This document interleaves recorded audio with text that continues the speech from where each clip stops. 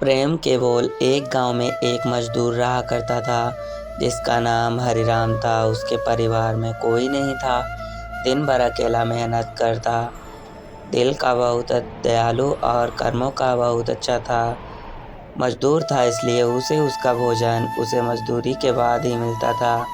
आगे पीछे कोई न था, इसलिए वो इस आजीविका से संतुष्ट था। एक बार उसे एक छोटा सा बछड़ा मिल गया।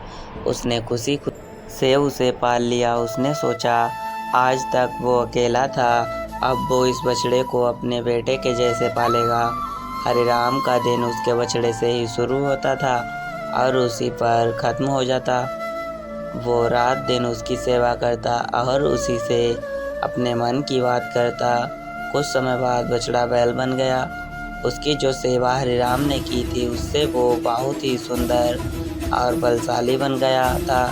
गांव के सभी लोग हरिराम के बैल की ही बातें किया करते थे। किसानों के गांव में बैल की भरमार थी, पर हरिराम का बैल उन सबसे अलग था। दूर दूर से लोग उसे देखने आते थे। हर कोई हरिराम के बैल के बारे में बातें कर रहा था। हरिराम भी अपने बैल से एक बेटे की तरह ही प्यार करता था। भले खुद भूखा सो जाए, लेकिन उसे हमेशा भरपेट खाना खिलाता था। एक दिन हरिराम के स्वप्न में शिव का नंदी बैल आया।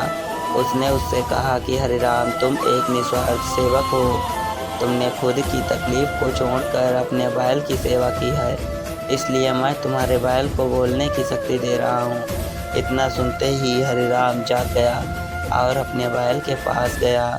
उसने बैल को सहलाया और मुस्कुराया कि भला एक बैल कैसे बोल सकता है। तभी अचानक आवाज आई, बाबा, आपने मेरा ध्यान एक पुत्र की तरह रखा है। मैं आपका आभारी हूँ और आपके लिए कुछ करना चाहता हूँ। यह सुनकर हरिराम घबरा गया। उसने खुद को संभाला और तुरंत ही बैल को गले लगाया। उसी समय से वह अपने बैल को नंदी कहकर पुकारने लगा। दिन भर काम करके आता और नंदी से बातें करता। गरीबी की मार बहुत थी। नंदी को तो हरिराम भर पेट देता था, लेकिन खुद भूखा सो जाता था। यह बात नंदी को अच्छी नहीं लगी। उसने हरिराम से कहा कि वो नगर के सेठ के पास जाए और शर्त रखे कि उसका बैल नंदी 100 गाड़ी खींच सकता है और शर्त के रूप में सेठ से 1000 मुहरें ले लेना। हरिराम ने कहा, नंदी, तू पागल हो गया है। भला कोई बैल इतना भार वहन कर भी सकता है। मैं अपने जीवन से खुश हूँ, मुझे यह नहीं करना। लेकिन नंदी के बार बार आग्रह करने पर हरिराम को उसकी बात माननी पड़ी। एक दिन डरते डरते हरिराम सेठ दीनदयाल के घर पहुंचा। दीनदयाल ने उससे आने का कारण पूछा। तब हरिराम ने शर्त के बारे में कहा। सेठ जोर जोर से हंसने लगा। बोला, हरिराम, बैल के साथ रहकर क्या तुम्हारी मति भी बैल जैसी ही हो गई है? अगर शर्त हार गए तो 1000 मुहर के लिए तुम्हें अपनी झोपड़ी तक बेचनी पड़ेगी। यह सुनकर हरिराम और अधिक डर गया, लेकिन मुंह से निकली बात पर मुकर भी नहीं सकता था।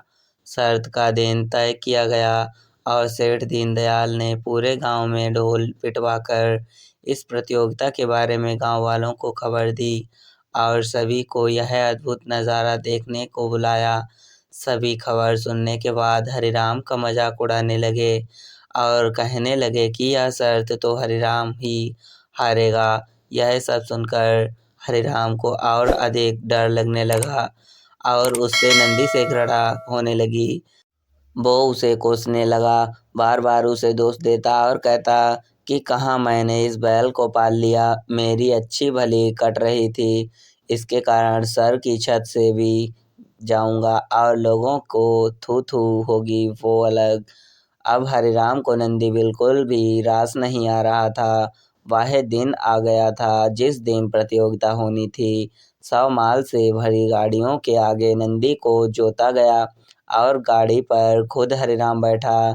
सभी गांव वाले यह नज़ारा देख हंस रहे थे और हरिराम को भला बुरा कह रहे थे। हरिराम ने नंदी से कहा, देख, तेरे कारण मुझे कितना सुनना पड़ रहा है। मैंने तुझे बेटे जैसा पाला था और तूने मुझे सड़क पर लाने का काम किया।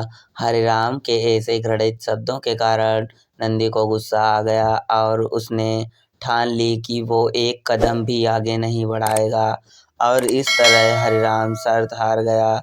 सभी ने उसका मजाक उड़ाया और उसे अपनी झोपड़ी सेठ को दे देनी पड़ी। अब हरिराम नंदी के साथ मंदिर के बाहर पड़ा हुआ था और नंदी के सामने रो रो कर उसे कोस रहा था। उसकी बातें सुन नंदी को सहा नहीं गया और उसने कहा, बाबा हरिराम, यह सब तुम्हारे कारण हुआ है। यह सुन हरिराम चौंक गया। उसने गुस्से में पूछा कि क्या किया मैंने? तुमने भांग खा रखी है क्या? तब नंदी ने कहा कि तुम्हारे प्रेम के बोल के कारण ही भगवान ने मुझे बोलने की शक्ति दी है और मैंने तुम्हारे लिए यह सब करने की सोची, लेकिन तुम उल्टा मुझे ही कोसने लगे और मुझे भला बुरा कहने लगे। तब मैंने ठानी मैं तुम्हारे लिए कुछ नहीं करूँगा, लेकिन अब मैं तुमसे फिर से कहता हूँ कि मैं 100 गाड़ियाँ खींच सकता हूँ। तुम जाकर फिर से शर्त लगाओ और इस बार अपनी झोपड़ी और 1000 मुहरों की शर्त लगाना। हरिराम वही करता है और फिर से शर्त के अनुसार 100 गाड़ियाँ तैयार कर उस पर नंदी को जोता जाता है और फिर से उस पर हरिराम बैठता है और प्यार से सहलाकर उसे गाड़ियाँ खींचने को कहता है और इस बार नंदी यह कर दिखाता है, जिसे देख सब लोग स्तब्ध रह जाते हैं और हरिराम इस शर्त को बड़ी आसानी से ही जीत लेता है।